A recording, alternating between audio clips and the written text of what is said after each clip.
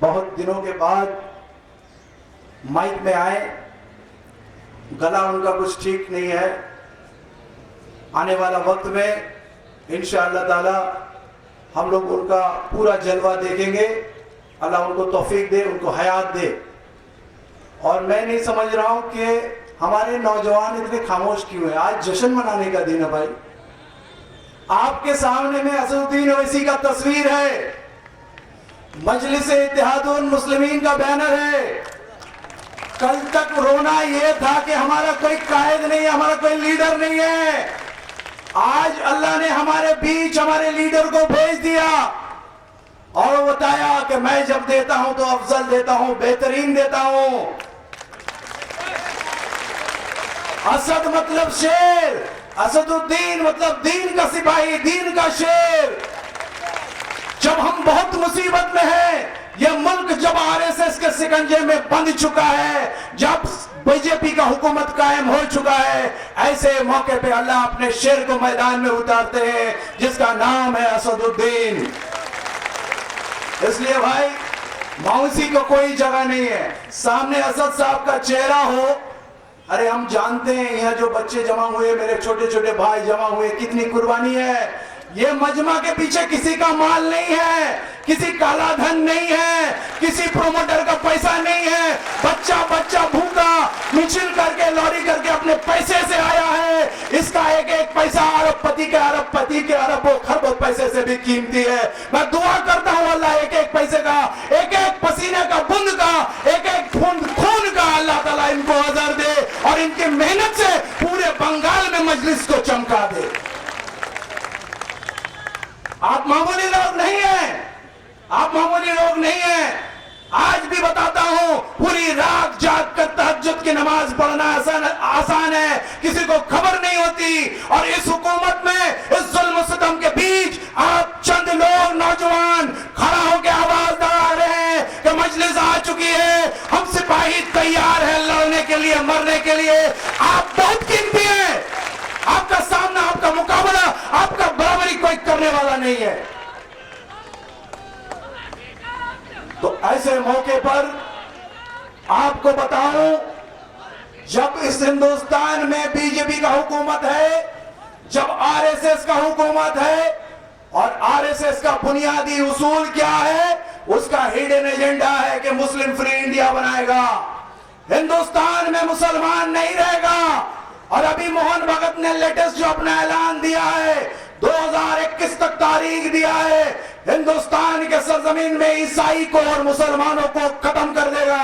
वो बोलता है कि घर वापसी करो, हिंदू मजहब में वापस आओ, तुम्हारी बाप की जमीन है क्या, तुम फैसला करोगे हिंदुस्तान में क्या होगा।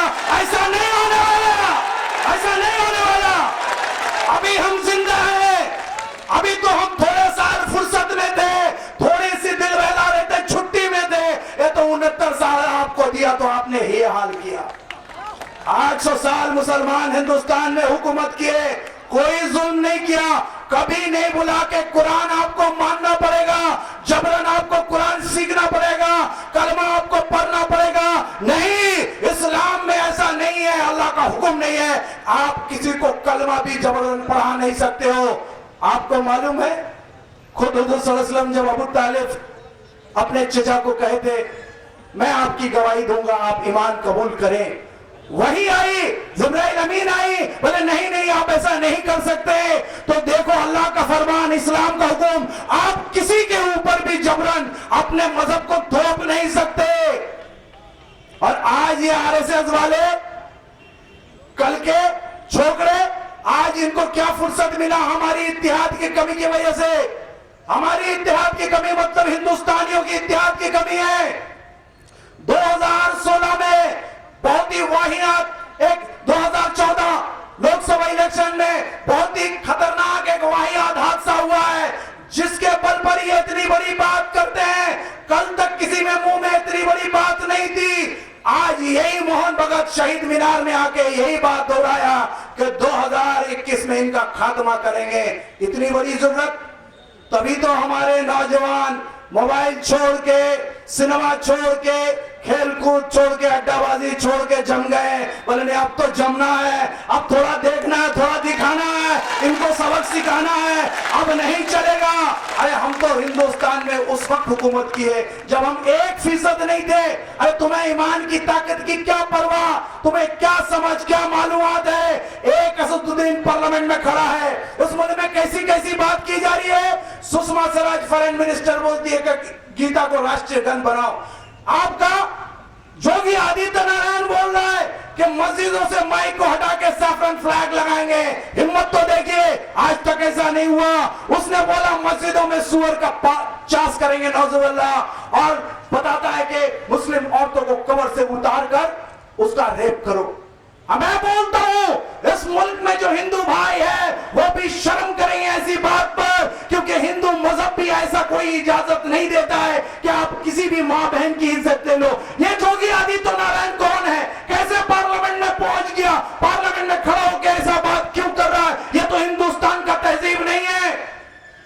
कसूरवार हम लोग हैं, हिंदुस्तानी जो लोग हैं, हम हिंदू मुसलमान सिख ईसाई अपने इत्तेहाद को कायम नहीं कर सके तो इन शैतानों का राज हो गया। 2014 में जो हादसा हुआ, आप सोचो कितना भयंकर हादसा है। लेकिन ये बीजेपी का हुकूमत होने के बावजूद, ये आरएसएस का हुकूमत होने के बावजूद हम मायूस नहीं है, हम मायूस नहीं है। हम जानते हैं ये हिंदुस्तान की जमीन पाक है, यहाँ के लोग अच्छे हैं। इस हिंदुस्तान के लिए 1000 बार मर मिटने के लिए हम तैयार हैं। ये मुल्क हिंदुस्तान के दलालों के हाथ में चला गया, वहां से हिंदुस्तान को बचाना ये मकसद है। सिर्फ मुसलमानों का मसला नहीं है, पूरा हिंदुस्तान की हिफाजत करना है। ये क्रिश्चियन को भी मारने की बात करते। क्रिश्चियन में तो कौन कौन आते, सारे आदिवासी दलित नॉर्थ ईस्ट के जितने भाई है उसमें मेजोरिटी क्रिश्चियन मिलता है। तो घुमा फिरा के तो आप सारे लोगों के खाने की बात करते हो। ये हुआ कैसे आपको बताऊं। आज जो हम यहाँ जमे हुए हैं, अब पिछला 1 महीना से कलकत्ते के हर हिस्से में, हावड़ा में, अलग अलग जगह में मीटिंग कर रहे हैं। एक ही बुनियादी बात जो बताने की कोशिश कर रहे हैं कि हिंदुस्तान को बचाना है। हिंदुस्तान के लोग मासूम हैं, अच्छे हैं, ये अनासिर लोग नहीं है। तो गलती कहां हुई, बीजेपी का हुकूमत के खिलाफ सारे लोग थे। हिंदुस्तान में 2014 में जो हुकूमत बनी उसमें बीजेपी को वोट मिला 29%। होशियारी से इस बात को समझिए, सिर्फ 29% वोट मिला, जबकि 22,000 करोड़ रुपया मीडिया में खर्चा किया गया। उसको कैपिटलिस्ट इंडस्ट्रियलिस्ट पैसा दिया, इजराइल अमेरिका का बैकिंग था। सारे पैसा लगा के हर चैनल, बांग्ला, उर्दू, मराठी, गुजराती, तमिलम, भोजपुरी, जितना भी लैंग्वेज है, हर टीवी में एक ही प्रचार चला के मोदी आ रहा, आपकी बार मोदी सरकार। Opinion poll, survey report, intelligence report, सब बोला कि मोदी आ रहा है। लोग घर में बैठ के टेलीविजन स्क्रीन पर देखकर हैरान है कि मोदी आएगा तो हिंदुस्तान को बर्बाद कर देगा। वो गुजरात का कातिल, वो दुनिया का टेररिस्ट नंबर 1, यूट्यूब में जाइए तो टेररिस्ट नंबर 1 मिलेगा, जिसको पूरे दुनिया के मुल्क बताते कि तुम हमारे मुल्क में आने वाले लायक नहीं हो, तुम हमारे मुल्क में तुमको घुसने नहीं देंगे। चाहे वो अमेरिका हो, यूके हो, ऑस्ट्रेलिया हो, सारे ने इनकार किया। फिर इतना बड़ा जंगली, इतना बड़ा दहशी, ये कैसे हिंदुस्तान के तख्त में आया और हमारी वहां कहां गलती है, उस बात को समझने की जरूरत है, उसको सुधारने की जरूरत है। जब सारे लोग परेशान थे कि बीजेपी को रोकना है, कहीं मोदी प्राइम मिनिस्टर न बन जाए, ऐसे वक्त में आप देखिए 29% वोट लेके हुकूमत में आया। तो इस मुल्क में आवाम जब चाहती थी कि बीजेपी को रोका जाए, तो सो कॉल्ड जितने सेकुलर पार्टी है, चाहे वो पहला नंबर कांग्रेस हो, चाहे सीपीएम हो, चाहे तृणमूल हो, आरएसपी फॉरवर्ड ब्लॉक हो, समाजवादी हो, बीएसपी पार्टी हो, डीएमके, आईडीएमके हो, जितने भी पार्टी है, ये बोलती है अपने आप को सेकुलर पार्टी।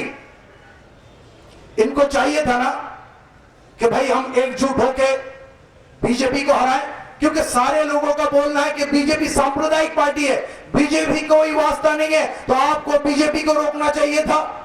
लेकिन आपने क्या किया, कांग्रेस महाराष्ट्र में एनसीपी से साथ अपना जोड़ को तोड़ लिया, हरियाणा में जोड़ था उसको तोड़ा, इसने रामविलास पासवान के साथ जोड़ तोड़ा, इसके साथ सहयोग में यूपीए 2 में सपोर्ट में था मुलायम सिंह और मायावती, उनके साथ भी गठजोड़ नहीं किया। ममता बनर्जी से जोड़ तो पहले टूट चुका था, ममता बनर्जी अलग हो गई। तो आप बताइए, सारे लोग अलग अलग लड़े, ये सारे सेकुलर पार्टी जो अपने आप को बोलते हैं अलग अलग लड़े, और 29% नॉन बीजेपी पार्टी को। इसका मतलब 71% लोग बीजेपी को पसंद नहीं करते हैं।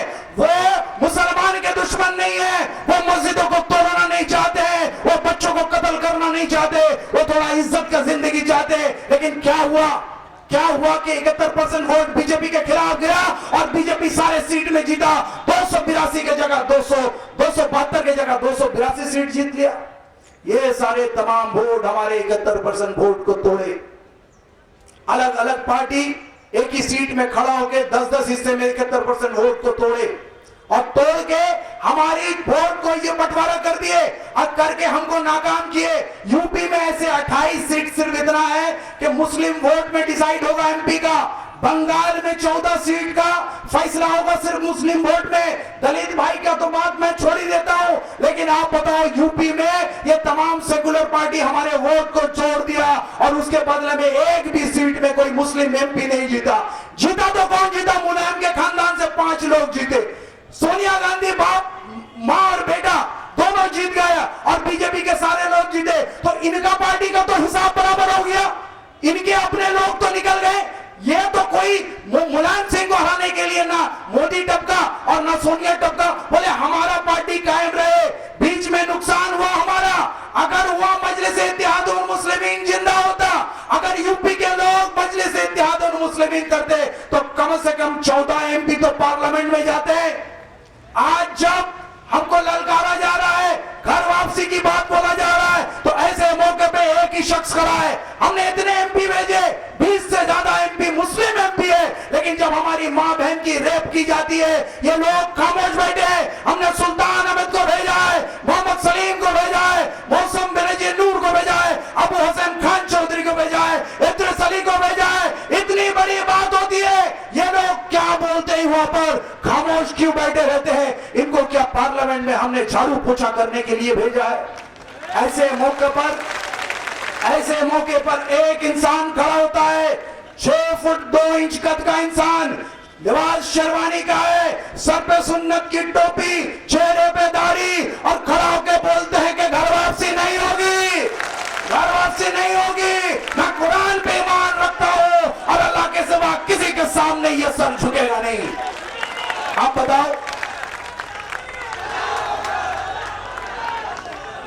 बताओ, एक ईमानदार इंसान, उसकी ताकत देखो, अल्लाह तो उसको इज्जत दे रहे। इस मुल्क का पार्लियामेंट कमेटी उसको बोलता है कि you are the best parliamentarian का खिताब उसको दिया जाता है, बोलता तुम्हारे जैसा कोई नहीं। और हम बोलते हैं कि पूरे हिंदुस्तान में ऐसा कोई नहीं है। हिंदुस्तान के तारीख में आज तक इतना बड़ा लीडर पैदा नहीं हुआ है जो ईमानदार है, मुत्तकी है, हिम्मत वाला है, बोलने वाला है, पढ़ा लिखा है, बेजोड़ बादशाह है। मैं कहता हूं मेरे शहंशाह, तुम बंगाल आ जाओ, हम तुम्हारे इस्तेकबाल के लिए तैयार हैं, हम पूरी तरह से मुत्तहिद हैं, तुम्हारे लिए जान निछावर है। तुम आ जाओ, तुम हमारे दिलों में राज करोगे मेरे बादशाह। हम बताते हैं पूरे हिंदुस्तान में सिर्फ मुसलमानों की बात नहीं, दलित समुदाय के लोग, आदिवासी समुदाय के लोग वो भी बोल रहे हैं कि ये दाढ़ी वाला खूबसूरत लगता है, इसी पे भरोसा करने का जी चाहता है, हम इसी के साथ चलेंगे। महाराष्ट्र के, आंध्र के, तमिलनाडु के दलित लोग अब दलित पार्टी के बजाय असदुद्दीन अवैसी की पार्टी करना पसंद कर रहे हैं। सिर्फ पार्टी पसंद नहीं कर रहे हैं, इलेक्शन फाइट कर रहे हैं और जीत रहे हैं। पूरा हिंदुस्तान का जितनी पार्टी है, जितना लीडर है, आवाम का भरोसा खो चुका है। अब सारे लोगों का उम्मीद नजर टिका हुआ है सिर्फ असदुद्दीन अवैसी पे। इंशाअल्लाह ताला हम लोग मैदान में उतरे हैं तो बंगाल के सरजमीन में असदुद्दीन अवैसी का नाम और हरा परचम हम लोग जमाएंगे। लेकिन बंगाल बड़ा भूखा है, बंगाल बड़ा प्यासा है, बड़ा सताया हुआ है। कल ये कलकत्ता जो हिंदुस्तान का कैपिटल हुआ करता था, आज सबसे पीछे है। बंगाल के एतराफ में जो हालात है, आप अपने आंसुओं को रोक नहीं पाएंगे। मुर्शिदाबाद बोल के एक जिला है जिसमें सरकारी रिपोर्ट में 72% मुसलमान है। यकीनन ये तादाद और आगे होगी। আমি একটু বাংলায় বললে আপনার অসুবিধা হবে না তো? কারণ গ্রাম বাংলা থেকে লোক এসছে। তো আমি বলতে চাই মুর্শিদাবাদ এমন একটা জেলা যেখানে সরকারি রিপোর্ট বলছে 72% মুসলমান আছে, আসল সংখ্যা 80% পার হবে। 22টা এমএলএ আছে, প্রত্যেকটা মুসলিম মেজরিটি। কি দুর্ভাগ্য দেখুন, স্বাধীনতার পর মুর্শিদাবাদ, যেটা পশ্চিম বাংলা কেন পূর্ব ভারতের পুরো রাজধানী ছিল, সিরাজদৌল্লার রাজধানী ছিল, ক্লাইভ লয়েড যেদিনে পলাশির প্রাক্তনে জিতে লালবাগে ঢুকছিলেন, সেই দিনে তার জীবনীতে ক্লাইভ লয়েড লিখছিলেন এই লালবাগ লন্ডনের থেকেও উন্নত, এত উন্নত, সেই লন্ডনের থেকে উন্নত সেই মুর্শিদাবাদ জেলা পশ্চিম বাংলা না, ভারতবর্ষের সব থেকে পিছিয়ে পড়া জেলার তালিকার সব থেকে নিচে আছে। এবং আপনাকে বলতে চাই, এই স্বাধীনতার 69 বছরে ওখানে কোনো ডেভেলপমেন্ট হয়নি। 4টে সুগার মিল ছিল, চিনি ফ্যাক্টরি, সেটা বন্ধ হয়ে গেছে। 2টো তাপবিদ্যুৎ কেন্দ্র তৈরি হয়েছে, একটা জঙ্গিপুরে আর একটা ফরাক্কায়। মুর্শিদাবাদের মানুষ কি পায় জানেন? তারা পায় ওই থার্মাল পাওয়ার ইউনিটে ধোঁয়া আর ছাই, বিদ্যুৎ চলে যায় আসানসোল, দুর্গাপুর, রানীগঞ্জে, সেখানে একটা ভালো করে বাল্ব চালাতে পারে না, প্রতি ঘন্টায় বিদ্যুৎ যায়। শিল্প নেই, রাস্তা নেই, ঘাট নেই, রেলওয়ে নেই, কিছু নেই। সেখানকার সমস্ত মানুষ বাধ্য হয়ে না খেতে পেয়ে ওই বিহারে, ওই রাজস্থানে, গুজরাট, মহারাষ্ট্র, ইউপি, কেরালা, তামিলনাড়ু, এমনকি সৌদি আরবে রাজমিস্ত্রির কাজ নিয়ে, লেবারের কাজ নিয়ে তারা চলে গেছে। তারা সারা বছর তাদের বউ বাচ্চার মুখ দেখতে পারে না। আর আমার বোনেরা সকাল থেকে রাত পর্যন্ত বিড়ি বাঁধছে। 1000 বিড়ি বাঁধলে তারা পায় কেউ 70 টাকা, 80 টাকা, 90 টাকা। তাদের চোখগুলো খারাপ হয়ে গেছে, বিড়ির পাতার গ্যাসে হৃদয়গুলো নষ্ট হয়ে গেছে, হার্টের প্রবলেম, কিন্তু উপায় নেই, খাবার নেই। বাচ্চা ছেলেগুলো, আমি নির্বাচনী প্রচারে মুর্শিদাবাদের গ্রামে যখন গেছিলাম, মাইকের আওয়াজ শুনে বাচ্চাগুলো পিলপিল করে সব বেরিয়ে আসতো। দেখতাম কারো শরীরে একটা জাঙ্গিয়া আছে, কারো শরীরে নেই, উলঙ্গ বাচ্চা ধুলোয় লুটি খাচ্ছে, তার বাবা এখানে নেই। আর এই গ্রামগুলোকে সন্ত্রাসের আখড়া করা হয়েছে। বিশেষভাবে দলিতদের এলাকা এবং মুসলিমদের এলাকায় এই সমস্ত সরকার, তাদের সিপিএম এর হোক, কংগ্রেসের হোক আর তৃণমূলের হোক, এরা এলাকার ক্রিমিনাল গুলোকে শক্তিশালী করেছে। এদের হাতে বোম পিস্তল দিয়েছে, থানার অফিসারের সঙ্গে সেটিং করে দিয়েছে যে এদের উপরে তুমি রাজত্ব করো, তোলাবাজি করো। এরা হয়রান অস্থির থাকে, কারণ বাড়িতে পুরুষ মানুষ নেই, বিদেশি কাজ করছে, এরা প্রতিদিন আতঙ্কে থাকে। আমরা স্বাধীনতার 70 বছরে, 69 বছরে কি রাজত্ব কায়েম করলাম? এখনো আমাদের দেশের সাধারণ মানুষ পুলিশকে দেখলে ভয় পায়, থানায় যেতে ভয় পায়। হওয়া উচিত ছিল পুলিশকে দেখে ক্রিমিনাল ভয় পাবে, সাধারণ মানুষ সাহস পাবে, কিন্তু থানাগুলো ক্রিমিনালদের আখড়া হয়ে গেছে। আর অমন অবস্থা আজকে এসে গেছে, মুখ্যমন্ত্রী ওই থানায় ঢুকে ক্রিমিনাল গুলোকে নিজে ছাড়িয়ে বার করে আনেন। তার নেতা অনুব্রত মণ্ডল বলছে পুলিশকে বোমা মারো, গুলি মারো। শুধু বলছে না, ওরা গুলি মারছে, বোমা মারছে। বোলপুর থানায় তৃণমূলের নেতারা ঢুকে ওসিকে ওখানে মারছে, কোথাও পুলিশ গিয়ে টেবিলের নিচে লুকাচ্ছে, কোথায় গুলি গিয়ে হাসপাতালে দম ফেলে দিচ্ছে। আপনি বলুন তো, যে রাজ্যে পুলিশ সুরক্ষিত না, মানুষ কি করে সুরক্ষিত হবে? আমাদের কংগ্রেস 34, কংগ্রেসের 28 বছরে আমাদের চাকরি 30 থেকে 8% আনলো, 7 থেকে 8%। সিপিএম আনলো 2%। তৃণমূল আজকে পার্সেন্টেজ দিতে পারছে না, কিন্তু দিদি আদৌ প্রতিশ্রুতির পরও আজকে আমাদের কিছু দিতে পারেনি। ওয়াকফ প্রপার্টি লুট হচ্ছে, স্কুল থেকে বাস ফেল তুলে ফেলে দেওয়া হয়েছে, এবং বিভিন্ন সারদা কাণ্ড এবং সমস্ত কাণ্ডতে মানুষের শোষণ চলছে। এরকম একটা জঘন্য অবস্থায় আজ আমরা বুঝতে পেরেছি, আমরা এলাকায় যে পথসভা হয়েছে, অনেক ইস্যুতে বিস্তারিত কথা বলেছি, কিন্তু আজকে আমরা মূল সারমর্মতে যেতে চাইবো যে আমরা এখানে জমায়েত হচ্ছি, আমরা শপথ করছি, আমরা প্রতিজ্ঞা করছি। আমার ওই কচি কচি বাচ্চার দেহ থেকে যারা কাপড় ছিঁড়ে নিয়েছে, তাদের মুখ থেকে যারা খাবার কেড়ে নিয়েছে, আমার মা বোনের গা থেকে যারা কাপড় কেড়ে নিয়েছে, আমার ভাইদের যারা বিদেশে গিয়ে গোলামি করতে বাধ্য করেছে, যাদের উপরে পার্টির ক্যাডার আর নেতার অত্যাচার করা হয়েছে, তাদেরকে আমরা মুক্ত করব। তাদের জন্য আমরা লড়াই করব, তাদের প্রতিটা রক্তবিন্দুর আমরা মূল্যায়ন করব। এই পার্টির নামে 55,000 কারখানা, শিল্প এ রাজ্যে বন্ধ করে দিয়ে এখানে মানুষকে গরিব করা হয়েছে। আর পার্টি পলিটিক্সের নামে দাঙ্গাবাদিয়া লড়াই করে 50,000 যুবককে হত্যা করা হয়েছে। সেই একই ধারা এখনো চলছে, একই ধারা।